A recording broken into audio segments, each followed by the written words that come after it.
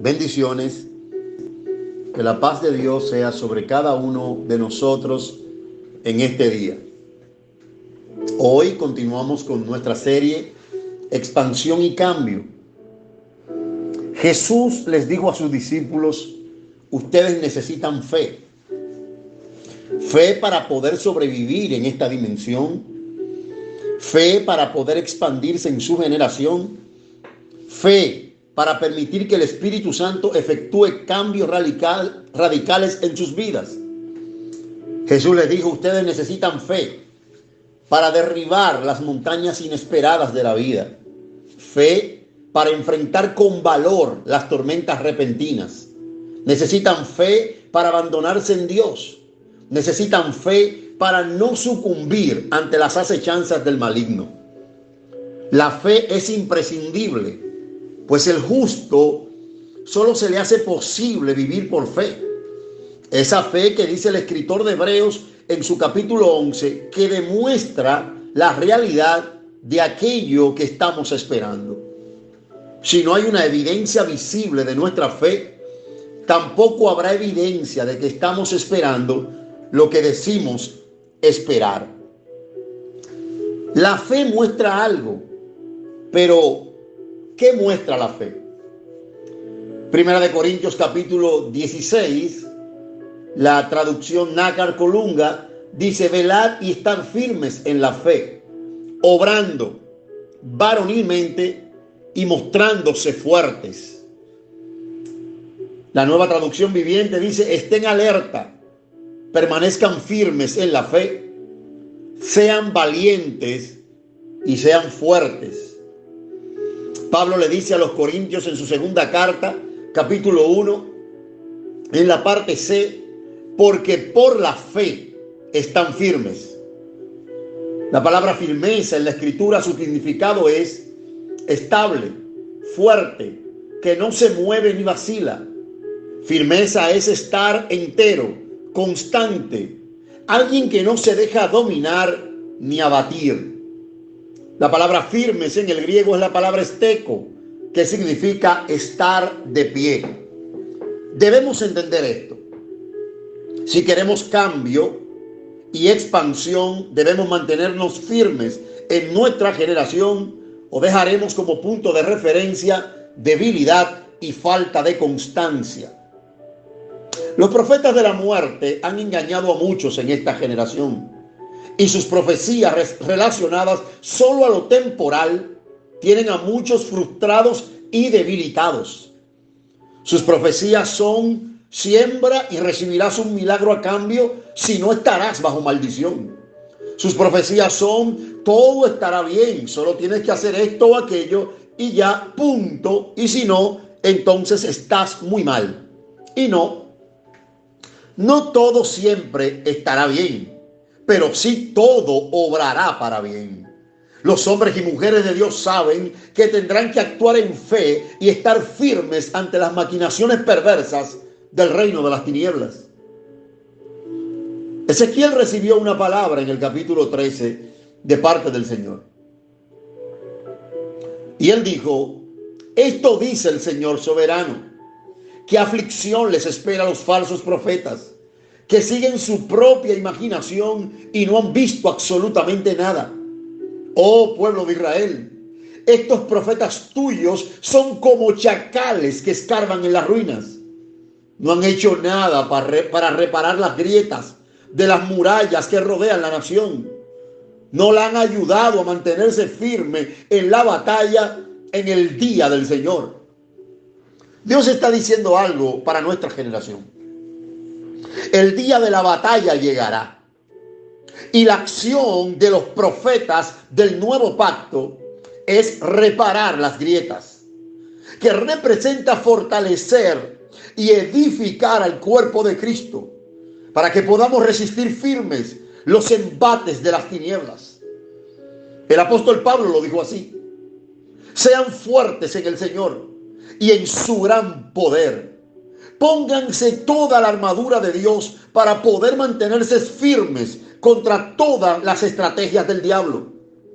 Por tanto, tomen la armadura de Dios para que puedan resistir en el día malo y acabando todo puedan estar firmes.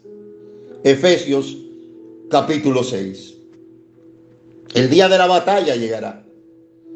El día malo tendremos que enfrentarlo. Sin embargo, Dios deja las estrategias a la iglesia para que podamos entender que en el día de la batalla y en el día malo podemos mantenernos firmes.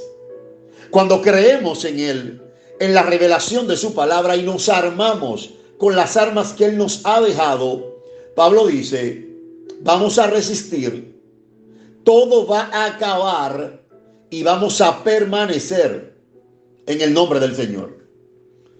Debemos estar firmes cuando los retos de la vida quieran partirnos en pedazos. Pablo le dijo a los corintios y a nosotros nos dice hoy, porque hermanos no queremos que ignoren acerca de nuestra tribulación, aquella tribulación que nos sobrevino en Asia, pues fuimos abrumados sobremanera más allá de nuestras fuerzas, de tal modo que aún perdimos la esperanza de conservar la vida. Pero tuvimos en nosotros sentencia de muerte, para que no confiásemos en nosotros mismos, sino en Dios que resucita a los muertos, el cual nos libró y nos libra, y en quien esperamos que aún nos librará de tan grande muerte. Segunda de Corintios capítulo 1, nueva traducción viviente. Definitivamente Pablo está diciendo, nosotros fuimos quebrados, fuimos abrumados más allá de lo que podíamos soportar. Él lo dice, más allá de nuestras propias fuerzas. Pero esto que pasó en nuestras vidas nos hizo esperar. En pocas palabras, nos mantuvimos firmes. 2, dejamos de confiar en nosotros. Ya no había esperanza. Ya no había forma de salir de esta situación. Pablo está diciendo, sin embargo, nuestras fuerzas fueron quebrantadas y comenzamos a depender de Dios.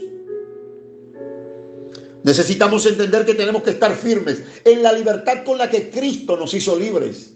Pablo le dice a los Gálatas en el capítulo 5, estad pues firmes en la libertad con que Cristo nos hizo libres y no estén sujetos otra vez al yugo de la esclavitud. Muchos hoy han sido debilitados porque han querido sostenerse en leyes humanas y en legalismos absurdos que solamente son o solamente nos llevan al abismo. Necesitamos estar firmes en la libertad con la que Cristo nos hizo libres. Él pagó el precio. Ahora somos hombres y mujeres libres, que no tenemos que vivir bajo un yugo de condenación, sino que podemos caminar en esta generación operando bajo la libertad que produce el ser amado y reconciliados con Dios. Debemos estar firmes en la promesa que el Padre nos ha dado, aunque nuestros ojos vean lo contrario.